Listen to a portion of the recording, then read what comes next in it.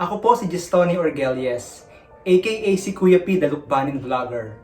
Dating isang OFW sa Kuwait, at ngayon ay ang founder ng Team Kuya P, Pair of Hopes and Dreams Mission, na naglalayon na magbigay ng saya, pagmamahal at pag-asa sa mga kabataang tulad ko noon na hirap sa buhay.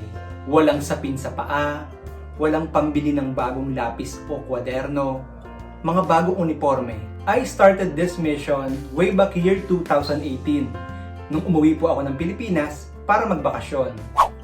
Today, 6 years now and counting. Wow! Halos 1,000 bata na po ang ating napasaya. 2 beses sa loob ng 1 taon, tuwing mga araw ng balik eskwela at bago sumapit ang Noche Buena. Masarap pong makita na uuwi silang dala-dala ang mga ngiti at meron silang maihahain sa kanilang mga mesa bago sumapit ang Kapaskuhan. Danas ko po noon ang walang-wala kahit tinapay. Kaya ramdam ko ang mga kabataang ito. Now, I have a better life, unlike before.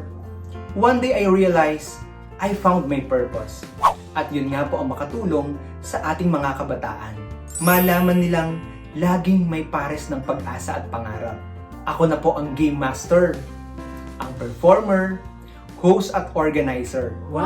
Sa tulong syempre ng aking Lukbanin Proud volunteers. We have 16 missions na po. Parang kailan lang.